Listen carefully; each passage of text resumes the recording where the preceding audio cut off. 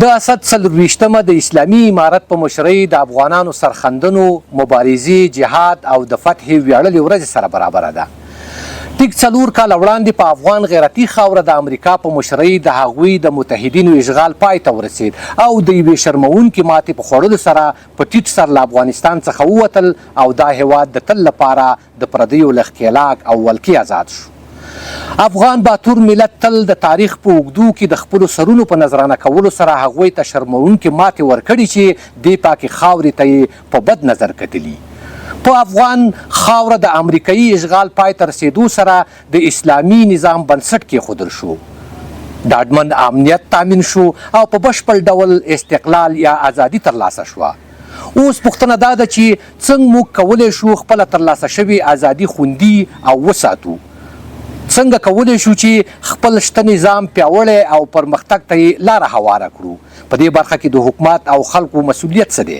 دا او ورته نورې پوښتنې به په دغه ځانګړي بحث کې له خپلو درنو میلمنو مطرح کړو. د نن بحث میلمانه مو د کونړ د علماو شورا رئیس مولوي عبدالقهار صدیقي، د امر بالمعروف او نهی عن المنکر رئیس مفتی محمد یاسین حق پرست او د کونړ د اطلاعات او کلتور رئیس مولوي نجیب الله حنیف دي. زه لطف الله خاموش یم. تاسو د بحث میلمنو د کونړ ملي راډیو ټلویزیون درنو لیدونکو او اوریدونکو ته هرکلی وایم، ستړي مه شئ. بحث به مفتي صاحب له تاسو راپیل کړم. د اسد 24مه د اشغال خاتمه ده. ستاسو په آن باندې دا د افغانانو دپاره څه ډول ورځ ده؟ بسم الله الرحمن الرحیم. د اسد 24مه د ټولې نړۍ د مسلمانانو دپاره او په خاصه توګه باندې د افغانانو دپاره ډیره د خوشحالۍ ورځ ده. د هغې علت او وجه دا ده چې دا هغه ورځ ده چې الله رب العزت افغانان د ظلمونو، وحشتونو او دهشتونو نه خلاص کړ. هغه وحشتونه او دهشتونه او ظلمونه چې په افغان ملت باندې دغه 20 کاله تیریدل او افغانان هغوی هغه ځوانانو، ماشومانو، کونډو هغوی زغمل، د هغه وحشتونو او دهشتونو نه الله رب العزت هغوی ته نجات ورک. د هغې سره سره د ټول مسلمه امت دپاره، د ټولو مسلمانانو دپاره هم دا د خوشحالۍ ورځ وه، ځکه ټول مؤمنان او مسلمانان دا د یوه جسد او د یوه بدن په شانته کې دي. که چیرته د نړۍ په یو ګوټ کې په یو مسلمان باندې تکلیف وي، سخته وي، د هغې سره ټول مسلمانان په تکلیف او په سخته کې وي. نو دا هغه ورځ ده چې الله رب العزت د افغانستان ملت ته، افغانانو ته، مسلمانانو ته د نړۍ د هغه زبرځواک نه چې هغوی په غیر د کوم شرعي او قانوني دلیل څخه افغانستان اشغال کړی او د هغوی نه الله رب العزت دوی ته نجات ورک. یو خو د ظلمونو او د وحشتونو پای وه، بل طرف ته د ټول مسلمه امت یو ورکه د هغې لاسته راوړل وو. د ټول ملت امت مسلمه ورکه هغه د اسلامي نظام قیام وو. دا هغه یو لوی نعمت و چې د نړۍ تقریبا ډیر مسلمانان په اسلامي ملکونو ته هم بې برخې وو. هغه ارمان ته الله رب العزت مسلمانان ورسوله چې د نړۍ په یو ګوټ کې یا د نړۍ په یو هیواد کې الله رب العزت د اسلامي نظام د قیام ته او د اسلامي نظام استحکام ته به یو زمینه برابره کړه. نو یو طرف ته د وحشتونو پای و او بل طرف ته د اسلامي نظام د قیام یو پسرلی چې الله رب العزت په ټولو مسلمانانو په ځانګړي توګه په افغانانو باندې راوستو. نو له دې وجې دغه د اسد 24مه د نړۍ د ټولو مسلمانانو په تاریخ کې او خصوصا د افغانانو په تاریخ کې یو تاریخي او بدلونکې ورځ وه. ډیره زیاته مننه. بیرته تاسو ته راګرځو. شیخ صاحب، د اسد 24مه دا د اشغال د خاتمې ورځ ده او د دغې اشغال د خاتمې وروسته افغانانو ته څومره لاسته راوړنه شوې ده، یعنې څومره ستونزې له هغې وروسته افغانانو لیدلي دي او څومره لاسته راوړنه ترلاسه کړې ده؟ بسم الله الرحمن الرحیم. د دغې ورځې نه وروستو الحمدلله ټولو مسلمانانو ته په عموم کې او افغانانو ته په خصوص کې ډېرې لویې لاسته راوړنې شوې دي چې خو لکه څنګه مفتي صاحب محترم فرمایل چې د اسلامی حکومت قیام چې دا یو داسې عظیم نعمت دی چې دین امت مسلمه تقریبا محروم او الله تعالی دغه نعمت افغانانو ته نصیب کو چې دلته اسلامی حکومت قائم شو او بیا د اسلامی حکومت بنیادی تصور هغه دا دی چې مظلوم د ظلم نه خلاص کی او سہولت پیدا کی نو الحمدلله زمونږ دغه اسلامی نظام د مظلومانو د आवाज د اوریدو ځای پیدا شو د مظلومانو आवाज ته رسیدګي کیږي او د مظلوم لاس نیوکیږي او د مظلوم د ظالم نه د هغه د مظلوم د حق غوښتنه او پوښتنه کیږي او دین علاوه د سہولیاتو په باب کې الحمدلله دغه حکومت چې د اشغال له خاتمه نه وروسته قائم شوی دی نو مختلفو برخو کې سہولیات فراهم کړي دي کاغه د سرکونو په حواله باندې دي کاغه د بجلی په حواله باندې دي کاغه د صنعت او تجارت په حواله باندې دي کاغه د امن د فضا قائمولو په حواله باندې دي کاغه نور استونزې دي نو د صحت په حواله باندې دي الحمدلله زمونږ حکومت سل په سلو کې دې تجمن دی چې د مسلمانانو د افغانانو دغه مشکلاتو ته رسیدګي وکړي او د هغې مشکلات حل کړي او دا د دوی دینی او اخروي فریضه ده دا د معاوضې په بدل کې نه کوي بلکې د بندګۍ او د عبادت په نیت باندې کوي نو الحمدلله ډېر لاسته راوړنې دي د مسلمانانو د امید یو ځای پیدا شو او الحمدلله عمده د مسلمانانو د فخر او د خوشحالۍ یو لویه خبره ده چې په ټوله دنیا کې مسلمانان د اسلامي حکومت حواله که ورکوي نو هغه افغانستان دی د افغانستان به ورکوي او الحمدلله عملي طور د باندې دلته شریعت چې کوم دی نو نافذ دی او حاکم دی او تطبیقیږي او په هغې باندې چې کوم دی عمل کیږي او غواړو چې الله تعالی د ټولو مسلمانانو دغه خوشحالي او دغه نعمت نصیب وګرځي ډیره زیاته مننه حنیف صاحب د دغه ډول ورځو لمانځل د ملي یووالي په برخه کې څومره رول لري څومره خلک به افغانان به په دې برخه کې په دغه شانه ویاړلو ورځو په لمانځلو باندې د ملي یووالي طرف ته وهڅېږي ډیره مننه محترم الله دې ستاسو او د شیخ صاحب د مفتی صاحب قدر وکړي چې په دغه مجلس کې سره شریک شو الحمدلله څرنګه چې شیخ صاحب محترم مفتی صاحب ویل اسلام یو د وحدت د یووالي دین دی اسلام خپل د یووالي دعوت ورکوي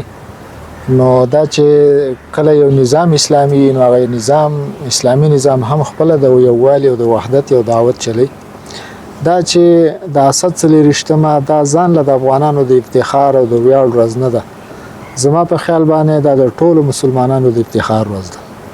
ځکه دا د اسلام فتح وه دا د مسلمانانو فتح وه د امریکا ماته یا د هغې اشغالګرو ماته چې د هغې سره افغانستان ته راغلي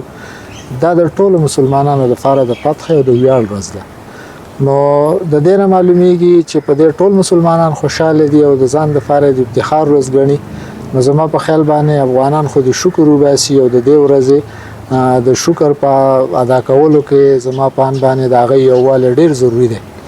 او دغه ورځ هم موږ او تاسو ته د یووالي دعوت راکوي که په دغه شل کلن بهیر کې یا په دغه شل کلن جهاد کې یووالی نه وي اتفاق نه وي د یو څو افغانانو همغږي نه وي نو د امریکا ماته ډېره ګرانه وه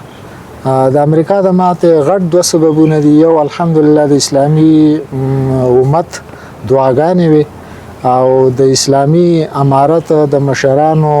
همغږي او د هغې هغه اتفاق چې د دنیا دغه سوپر طاقتونو ته ماتې ورکړه او الحمدلله نن موږ او تاسو د هغې د ماتې ورځ او د خپل ځان د ویاړ ورځ موږ دغه څلېرویشتم د اسد لمانځو ډیره زیاته مننه دې ته تاسو ته راګرځو مفتي صاحب څنګه کولی شو چې موږ خپلواکي وساتو او نړیوالو ته یو بااعتماده تصویر ورکړو نو الحمدلله د افغانانو او خصوصا د اوسنی نظام د افغانستان اسلامي امارت دا خبره په عمل کې ثابته کړې ده چې لکه څنګه افغانانو د اشغالګرو نه امریکا او د هغوی د متحدینو نه خپلواکي وګټله په هغه سختو شرایطو کې په سختو حالاتو کې دغه رنګي ساتلې هم شي لکه څنګه چې په هغه سختو انقلابي نظامی حالاتو کې د خپلواکۍ او د ازادۍ ګټل ګران کارو که اسباب ته وګورو یو طرف ته د امریکایانو د هغوی متحدینو د هغوی اسباب وسایل هغه دومره زیاتو چې د هغوی نه د خپل ملت خپلواکي ګټل یو ستونزمن او ناممکن کارو خو د الله رب العزت په نصرت سره د دې ملت په بېسارې قربانۍ سره د اسلامي امارت د مسؤلینو مشرانو په قربانۍ ورکولو سره یعنی دا ټولې نړۍ ته ثابته شوله چې افغانانو په ډیرو کمو وسایلو سره خپلواکي وګټله او الحمدلله دغه د افغانستان د خپلواکۍ 4 کال پوره کیږي په د 4 کال کې دا خبره ثابته شو لکه څنګه مو چې خپلواکي ګټلې د امدغه رنګ خپل خپلواکي مساتلم شو د ډیرو خلکو فکرونه دا و چې کله افغانستان فتح شولو خپلواکي په کامله توګه باندې ترلاسه شوله چې دغه نظام به بقا ونه کې ډیر کم وخت کې به بیرته د نظام سقوط وکي خو الحمدلله دغه د 4 کال د فتح پوره کیږي او هغه خپلواکي زموږ استاسي برقرار ده لکه څنګه چې مو د خپلواکي 4 کال برقرار ساتلې ده ان شاء الله امدغه شانتي به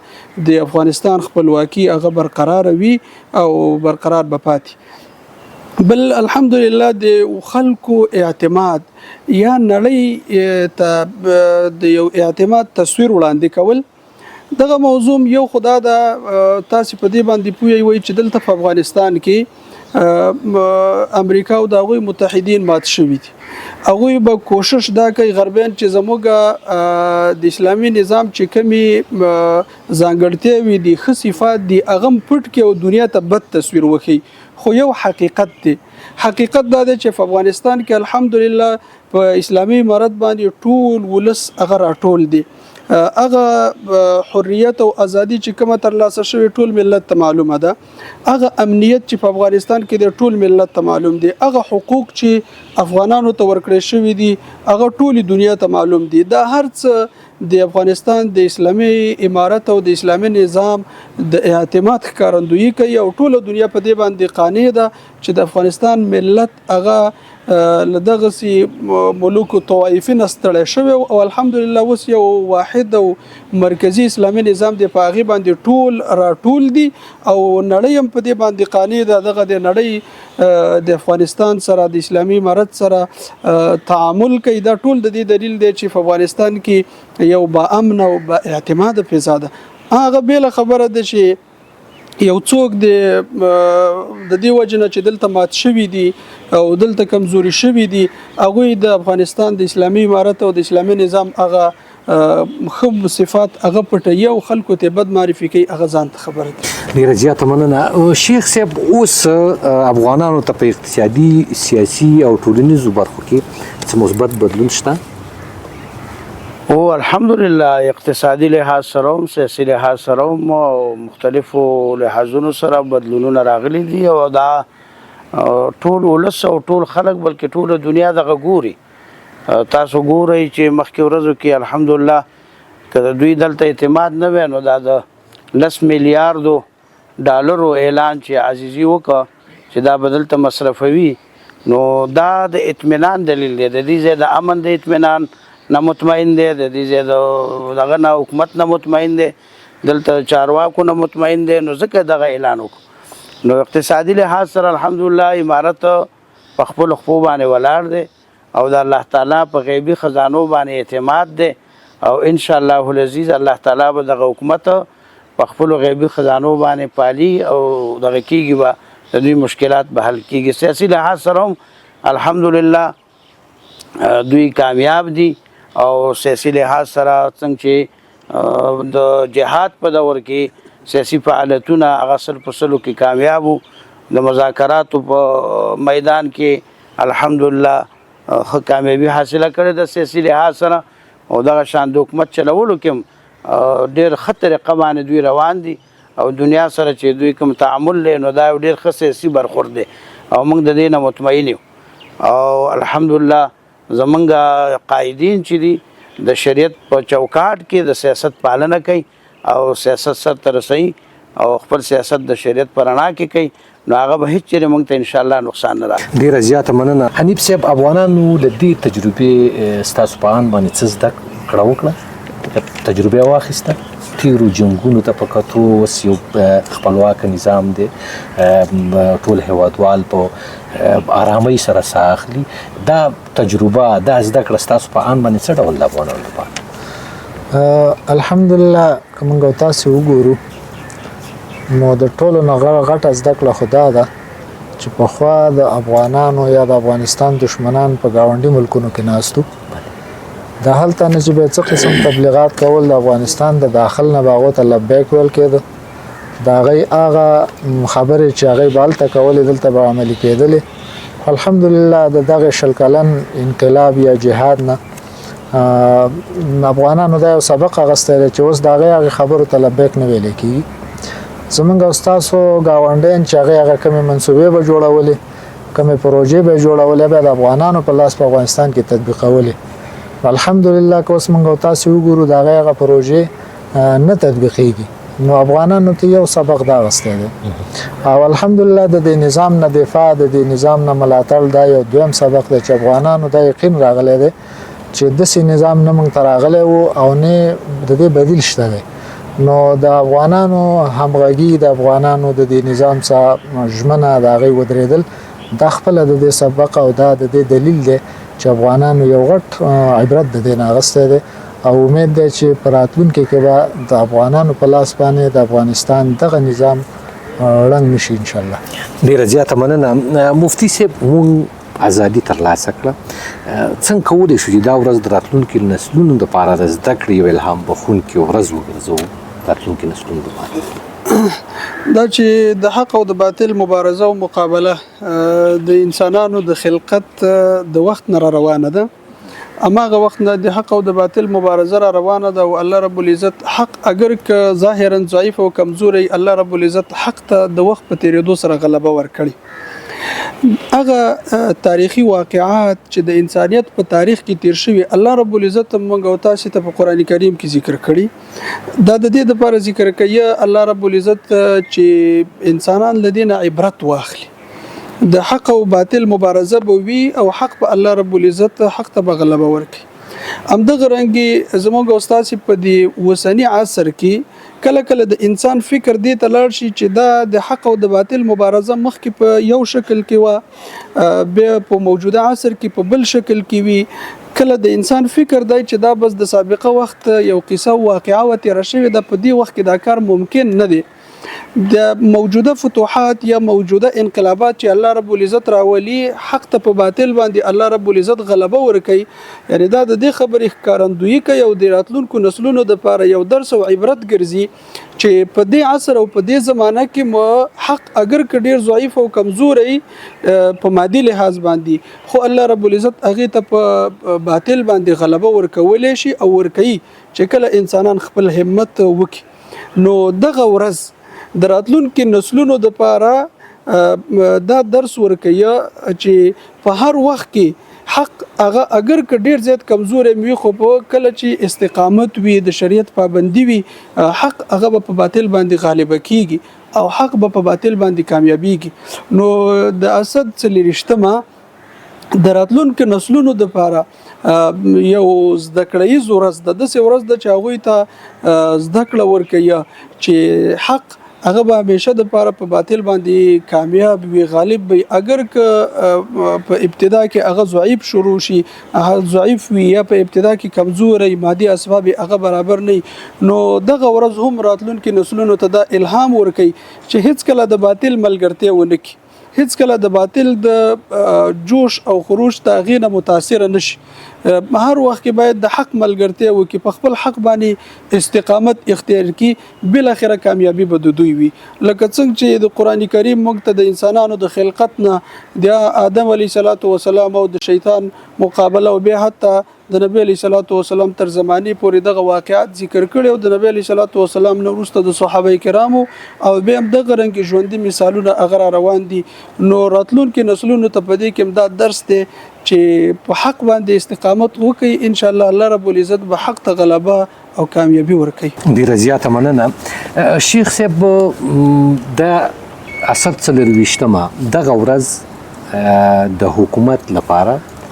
ارزښتناکه ده، نظام لپاره کنه ټول افغان ملت لپاره دغه یو ارزښتناکه ورځ ده؟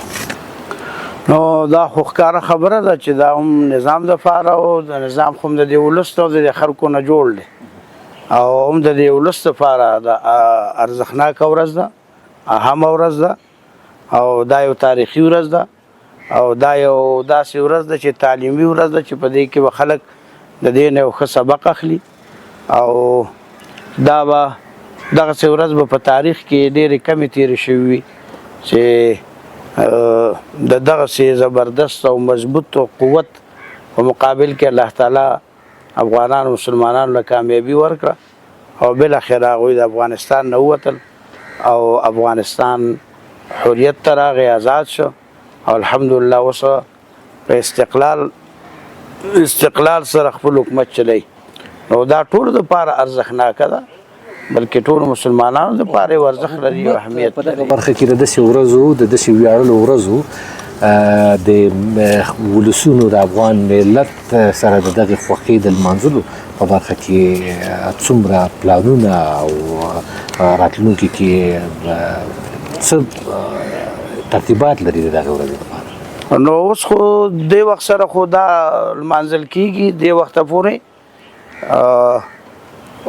بیا دا چې مخکې بیا د حکومت خپل یو تصمیم دی، خپل الحمدلله زموږ سر کې امیر المؤمنین صاحب دی، مشران دي، د هغوی چې څنګه فیصله وه بیا به هغسې کېږي. خو دا داسې ورځ نه ده چې دا بغیر مانځلو به هم د خلکو نه یېره شي، دا یو تاریخي ورځ ده. ډېره زیاته مننه. حنیف صاحب د اشغال پای ته د رسېدو دغه ورځ دغه د پای ته د اشغال د پای ته رسېدو سره خلک څومره ستاسو په آن باندې د ارامۍ ساه اخلي؟ الحمدلله که موږ او تاسې وګورو نو موږ او تاسو د کونړ اوسېدونکي که په د چاپېره غرونو وګورو دا پوستې ټولې شړې پرتې دي. داسې یو وخت چې دا پوستې ډکې وې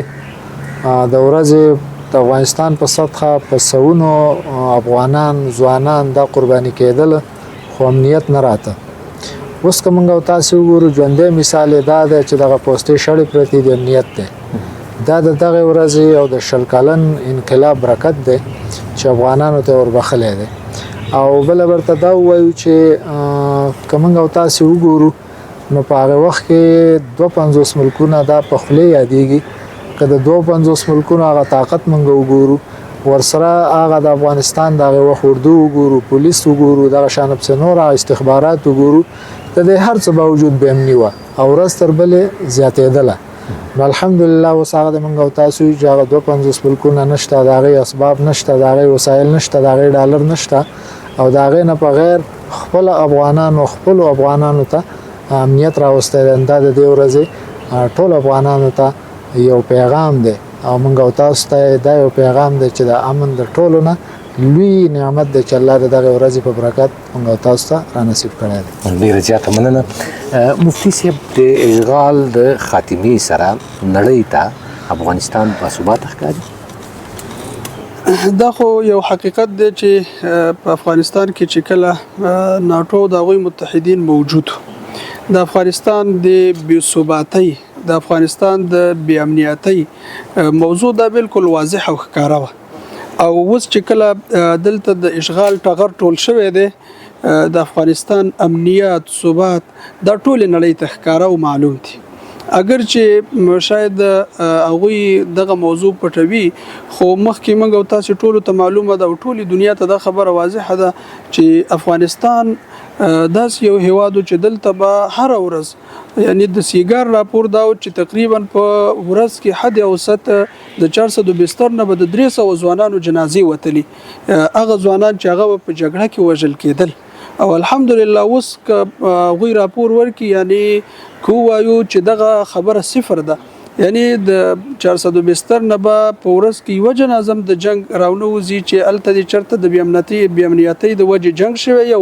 یو کس پاغي کې وجل شوی یو بیا د الته وړل شوی یو بیا د هغه خپل کورنۍ ته انتقالي دا ټول نړۍ تخکاره ده چې په افغانستان کې بالکل ثبات د امنیت جنگ نشته د ملوک طوایف نشته افغانستان سرتاسري د مشرق نه تر مغرب او د شمال نه تر جنوبه کڅوک وغواړي که د شپې که د ورځې د که هر چیرته وغواړي که په هر وخت کې وغواړي د تللی شي دا د افغانستان د ثبات او د امنیت یو ښکاره دلیل دی حتی افغانان څه که موږ او تاسې دا اوس د خارجي سیلانیانو د هغوی احصایه وګورو موږ او تاسو ته معلومات کیږي چې په دغه شل کال کې چې دلته اشغال موجود هیڅ یو خارجي سیلانی هغه نشو کولای چې دلته افغانستان ته راشي او د افغانستان کومه طبيعي ښکلا ده الله رب العزت کومه ښکلا افغانستان ته ورکړي ده هغه منظري وکي وی ګوري خو دا اوس چې اسلامي امارت راغلی دی ډلې سیلانیان راځي او هغه د افغانستان مختلفو ولایتونو مختلفو درو ته سفرونه کوي تفریحي دا دلیل د دې خبرې دی چې افغانستان د اشغال په خاتمه سره یو باثبات او با امن هیواد ګرځیدل او ټول نړۍ په دې باندې اوس قانع ډیره زیاته مننه شیخ صاحب دا ورځ باید ستاسو په اند باندې څه ډول ولمانځل شي چې ترڅو ټول هیوادوال پکې خپل ځان وویني خپل خوښي پکې وویني یقیني د خوشحالۍ ورځ د شریعت په رڼا کې د لمانځل دا څه بده خبره نه ده لیکن د شریعت په چوکاټ کې هغې دپاره مختلف ترتیبونه جوړېدی شي چې ختمونه وشي جلسې وشي تلاوتونه وشي مشاعرې وشي مختلفو طریقو باندې د جمعې په منځونو کې که جمعې ورځ وي که د هغې نه مخکې علما کرام د دې هغه اهمیت بیان کړي نو دې طریقو سره دا لمانځل کېږي او د شریعت د چوکاټ لحاظ او خیال به پکې ساتي دا په دغه